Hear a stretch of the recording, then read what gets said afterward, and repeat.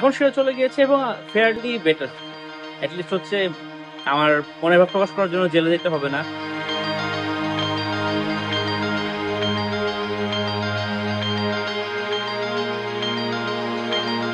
আচ্ছা, সত্যিকার অর্থ বলতে গেলে শেখ হাসিনার সময় যেটা চলেছে সেটা হচ্ছে স্টেট স্পন্সর্ড একটা মত প্রকাশের বাধা, যে প্রক্রিয়া চলেছে সেটা আমরা জানতাম। আইনি ভাবে তাদের আমাদের মত প্রকাশে বাধা দেওয়া হয়েছে এবং একটা রিপারকাশনের ভয় ছিল, অনেকে রিপ্রেসড হয়েছে, ডিএসএ ছিল, এছাড়াও মানহানি মামলা, নানা রকম মামলা ছিল সে সময়। এখন সেটা চলে গিয়েছে এবং ফেয়ারলি বেটার।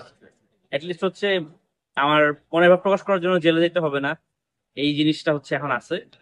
যে এখন যেটা অনেকটা আছে যে সেলফ সেন্সরের একটা বিষয় থাকে। এখনো সিচুয়েশন তো একটু ঘোলাটে বলা যায়, বা কিছু জায়গায় অনেক এক্সট্রা সেন্সিটিভিটির বিষয় রয়ে গেছে। তো এখন অনেকেই প্রকাশ করতে গেলে আমরা যেটা করি সেলফ সেন্সরটা করি। এটা অনেকটা হাতের আঙুলের অভ্যাস তো আছে, 6 বছর তো চলে যাবে না।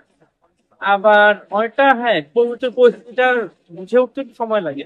তো এই হিসাবে বলতে গেলে যে রাষ্ট্রীয় ভাবে যে নিপীড়নটা ছিল বা বাধা পেতে সেটা এখন আর নাই, কিন্তু মনের ক্ষেত্রে বাধাটা হয়তো কিছু থাকলেও থাকতে পারে।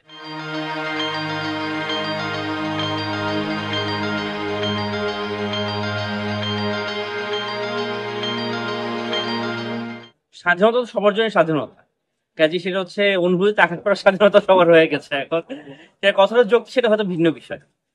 তা যেটা যদি আমরা বলছি লেখক হিসেবে তো পরিপূর্ণ সহায়তা, মানে একটা স্বাধীনতা সবারই ভোগ করা উচিত, নয়তো হচ্ছে আসলে গণঅভ্যুত্থানের যে মূল স্পিরিটটা ছিল সেটা তো বিঘ্নিত হবে।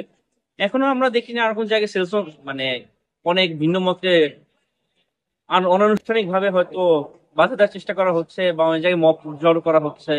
এটা খুব কমন ক্ষেত্রেই হয় হয়ে, সেটা ঢাকা হোক ঢাকার বাইরে হোক। অনেক পত্র পত্রিকার সামনেও হচ্ছে একটা মানে মব গ্যাদার করে অ্যাটাক করার চেষ্টা করা হয়েছে। এখন দেখুন, একটা দেশে সবাই যা বলবে তাতে সবার ভালো লাগবে না, এমন তো মানে খুবই স্বাভাবিক বিষয়। 20 কোটি মানুষের দেশে মানে দ্বন্দ্ব থাকবে।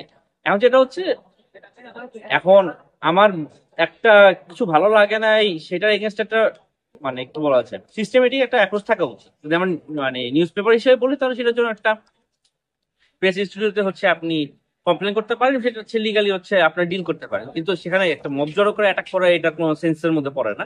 এবং সেটা বইয়ের ক্ষেত্রে প্রযোজ্য, সবকিছুর ক্ষেত্রে প্রযোজ্য। এখন আমরা রিসেন্টলি না মানে মোটামুটি সময় আমরা দেখেছি, আপনি যদি দেখেছেন ঢাকার বাইরে খুলনাতে সম্ভবত ছাত্র ইউনিয়নের 2জনকে হচ্ছে বের করে দেওয়া হয়েছে ইউনিভার্সিটি হল থেকে। এগুলো খুব বাজে নজির স্থাপন করে যে কোনো জন্যই। কারণ আমার মানে মব জয় করার ক্যাপাবিলিটি আছে, তার মানে নিশ্চয়ই না আমি মানে কাউকে বাধা দিব বা আটকে দেবো, বা আমি তাকে ধরে বের করে দিব। একটা হচ্ছে যদি সেটা হচ্ছে স্টেট যে কাজটা করে দিত, যে শক্তিটা প্রয়োগ করতো, সেটা যদি এখন সাধারণ কোনো মবের নামে হয় সেটা তো সমস্যা। তারপর একটা সেন্টে মব আপনি কাকে বলবেন সেটা ডিফাইন করা খুব একটু জরুরি। কারণ মনে করেন যে এখন এসে দাঁড়ায় ফ্যাসিস্টের পক্ষে যদি কেউ কলম ধরে তার পক্ষে তো আসলেই মানে প্রতিবাদ করতে তো ন্যায় সঙ্গত। সেক্ষেত্রে মব সবকিছুকে আবার মব বলে নর্মালাইজ করে ফেলাটাও সমস্যা।